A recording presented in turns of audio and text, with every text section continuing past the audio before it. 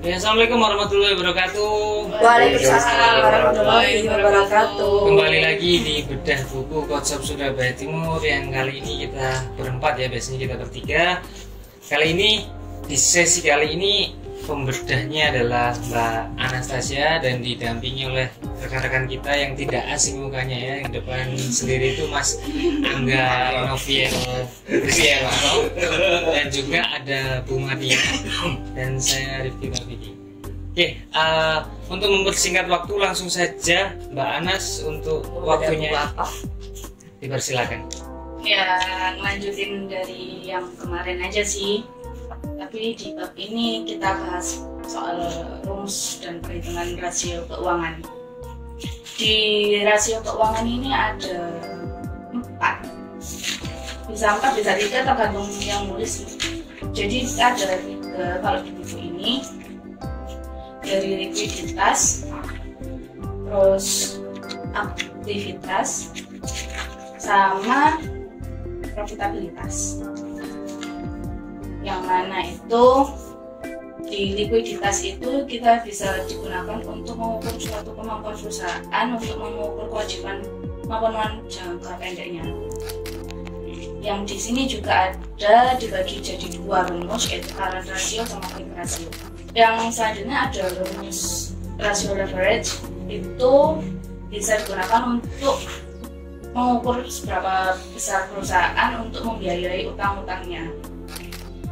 Yang mana juga dibagi menjadi 5, yaitu debt total asset, debt to equity ratio, sama time and interest earned, fixed charge coverage, sama cash flow coverage.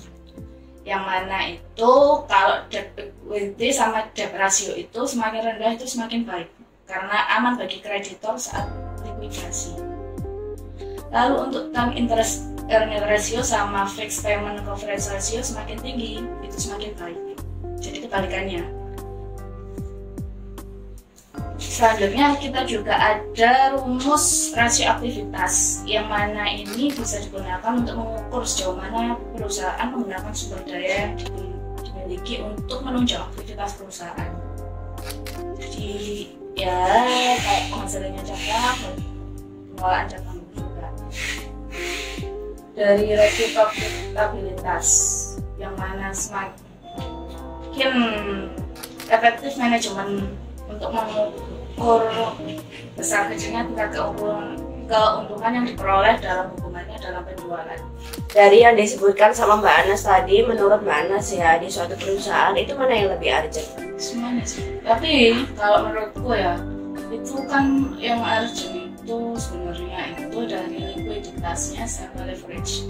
Misalnya kan kalau nggak bisa memenuhi jangka pendek sama jangka panjang itu kan juga bingung. Karena kan perusahaan itu jadi makin sulit buat dapat kredit dari kreditor. Menganalisanya sampai berapa lama? Ke belakang sampai ke depan, misalkan 3 bulan ke belakang atau sama 3 bulan ke depan, itu gimana cara menganalisanya? Jadi diambilnya dari 3 bulan ke depan, ke belakang, dari sebelum bulan ini ya. Atau bisa jadi kalau mau itu bisa dari 6 bulan atau 1 tahun. Itu yang untuk ke depan. Oh, ke belakang. Nah, jadi itu dulu dicek 1 tahun ke belakang. Nah, jadi kita bisa memperkirakan, perkiraan kedepannya kayak gini, perkiraan kedepannya kayak ini. Jadi biasanya yang untuk menganalisa ini dari mana, divisi mana yang lebih istilahnya itu lebih mumpuni lah. Finance Finance ya ada aku tahu itu. Oh gitu. Untuk menganalisa itu berarti dari 3 bulan 1 tahun sampai dengan 3 bulan sampai dengan 1 tahun ke belakang. Kemudian untuk kedepannya 3 bulan sampai dengan 1 tahun. Gila, Adi ini kalau banyak rumusnya. Iya. Banyak rumusnya, banyak kan lebar gitu. Simpelnya aja. Orang rumahnya aja, manfaat apa yang bisa kita ambil ya. Intinya dan manfaatnya apa aja yang telah kita bicarakan ini. intinya itu sales itu bisa menunjang rasio profitabilitas atau dari keuntungan yang dihasilkan dari penjualannya. Jadi profitabilitas itu sebuah rasio yang digunakan untuk mengukur sejauh Sebentar, rasio sendiri itu apa? rasio sendiri Adalah perhitungan. rasio itu ini gitu Ya, loh. rasio itu disebut perbandingan jumlah. perbandingan rasio profitabilitas. Profitabilitas itu berarti rasio yang membandingkan Nah itu. Jadi Berarti perbandingan ini untuk- kita bahas masalah perbandingan keuntungan. Nah, oke. semakin besar profitnya itu tadi, maka perusahaan juga akan semakin bagus karena kan penghasilannya itu tadi buat membiayai utang-utangnya. biar bisa muter kan. muter Dengan lagi. cara apa? Karena sudah ada di analisa yang tadi saya tanyakan, itu sebenarnya ada sama materinya. kesinambungannya. Jadi apa yang saya tanyakan tadi itu ada pihak-pihak atau divisi yang bisa menganalisa. Jadi di sini itu suatu perusahaan itu pasti akan ada tim yang saling membantu-bantu supaya perusahaan itu bisa berjalan sesuai dengan standar perusahaan itu sendiri. Dan apa aja itu ada divisi-divisi yang membantu, termasuk divisi logistik. Nanti itu di mananya? Nah, di logistik itu kan ada semacam biaya operasional. Nah, itu nanti juga akan termasuk kan ada biaya tuh ya Pak Angga ya. Nah, nanti pasti akan ada muncul di situ. Nah, itu nanti bisa menunjang atau bisa apa ya? Istilahnya itu apa itu Pak Vicky, supaya nggak terlalu over kayak gitu atau kayak gimana itu, misalkan biaya operasional lebih tinggi gitu loh daripada yang ini, kan harus ada apa namanya, harus ada apa ya, di press apa ya, ada warningnya. Nah gitu, itu nanti pasti akan ada ininya, ada apa dampaknya lah. Struknya. Gitu. Oke, rasio keuntungan. Dari rasio keuntungan itu apa yang harus kita ukur? Elemen apa aja yang harus kita ukur untuk mendapatkan nilai rasio keuntungan itu tadi? Ada banyak sih Pak. Jadi ini tergantung yang ngambil ya, mau yang mana dulu. Karena di sini ada 4 rumus, yaitu rumus dari gross profit margin, net profit margin, return on investment. Nah itu maksud biar diri paham semua. Coba diartikan aja ke Masing-masing. bahasa Indonesianya aja. Bahasa Indonesia ini aja. Gross profit margin itu digunakan untuk mengukur di penjualan dikurangi harga pokok dibagi penjualan. Artinya gross profit margin adalah, jadi gini, gross profit margin itu bahasa simpelnya adalah keuntungan, ya. Keuntungan kotor. Masih kotor. Yang karena gini, ini barang ya, barang 100.000, kita belinya 50.000. Nah, kemudian kita jual laku 100.000 itu kan, karena kita modal 50.000, berarti keuntungan kita 50.000. Nah, itulah yang dinamakan GPM. Keuntungan. Jadi keuntungan yang masih belum dikurangi dengan beban-beban yang lainnya. Dan seperti tadi salah satu ada operasional. Jadi gampangnya adalah keuntungan barang lah, keuntungan barang.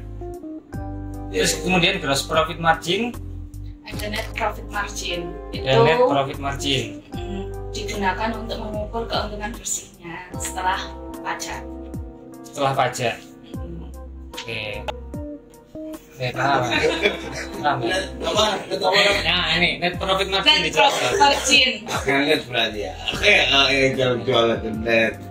Kalau sedikit itu nggak bisa ditawar ya kan net?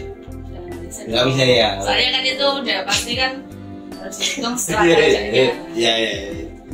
Terus persia itu net ya. Persia. Oh.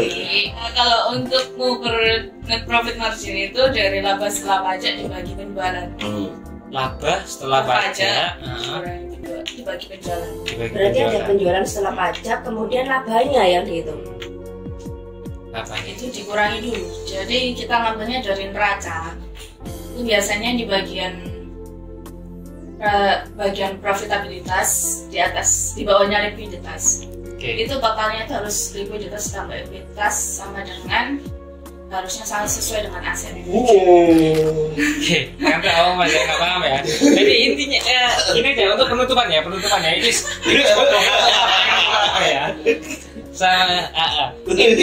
Intinya dari yang kita bahas, apa sih yang bisa kita dapat dari apa tadi rumus-rumus ini tadi itu kesimpulannya aja, apa yang bisa kita ambil. Jadi gitu aja, jangan membahas rumusnya, pusingnya bahas rumusnya, tapi rumusnya di belakang aja. Ya ini, jadi itu bisa digunakan untuk dari divisi, sebenarnya sih harusnya divisi keuangan ya harus membahas ini, karena ini kan lebih condong ke arah keuangannya. Iya, nggak apa-apa, belajar akan kita biar bisa ngerti juga. Jadi ini digunakan untuk pengetahuan aja sebenarnya. Jadi kan ternyata itu keuangan itu ada cara-cara mengukurnya sendiri-sendiri supaya stabil ya. Iya. Nah, intinya kan untuk kestabilan suatu perusahaan. Benar. Juga sebagai apa ya, Pak? Sebagai terawangan apa ya? Terawangan. Iya. Kayak apa sih kalau dukun itu? Terawangan. Ya jenis itu. Estimasi. Perkiraan itu untuk kedepannya gimana. Jadi kan kita bisa ngelacak itu ya. Kalau kemarin kayak gini, berarti kedepannya harusnya bisa lebih bagus lagi gitu. Bisa buat evaluasi juga sih. Yang kurang gimana gitu. Oke. Cukup Mas Angga? Cukup. Mas yang ditanyakan. Aku namun masalah. Oke. Jadi intinya ini ya. Untuk penutupan ya. Penutupan karena kita sudah pusing semua di sini. Jadi intinya adalah kalau saya cerita, jadi sebuah bisnis itu kan perlu juga menghitung keuangan ya. Iya, karena sepandai-pandai apa kita menjual, tapi kalau kita tidak bisa mengelola keuangan, hancur juga. Nah, yang dijelaskan Mbak Anas itu adalah cara-cara kita bagaimana untuk mengelola laporan keuangan kita, mengelola keuntungan kita, dan apa aja yang perlu dihitung sehingga kita bisa mendapatkan hasil keuntungan bersih dari diri kita. Karena laba dari suatu produk yang disebutkan tadi adalah GPM itu masih belum laba bersih. Kita dari laba tersebut masih ada biaya-biaya lain, contohnya seperti biaya pajak, kita misalnya kirim barang ke customernya dan lain-lain. Operasional yang kecil-kecil. Iya benar. Nah itu juga perlu dihitung di suatu usaha, karena kalau tidak kita hitung, akhirnya kita mengiranya kita sudah profit atau kita sudah untung. Padahal nyatanya itu tidak. Ya contohnya tadi yang kita untung 50.000, padahal kita itu nganterin ke customernya itu ada biaya bensin 20.000, terus kemudian packingnya juga itu akhirnya tidak ada keuntungan di situ. Padahal kita mikirnya kita untung 50.000, padahal kalau kita hitung semua, kalau kita bisa menganalisa atau menghitung keuntungan kita dengan cara yang disebutkan mana sih rumus-rumus yang membingungkan tadi ya. Nah itu akhirnya kita tahu berapa keuntungan kita sebenarnya gitu ya, intinya di situ. Jadi menghitung perhitungan uang, perhitungan keuntungan itu juga sangat penting ya. Kita tidak tahu cara menghitung keuntungan, akhirnya kita juga tidak tahu apakah kita benar-benar untung atau sebenarnya buntung tapi nggak kerasa gitu. Sebenarnya buntung tapi nggak kerasa, karena banyak loh kadang-kadang seperti itu ya.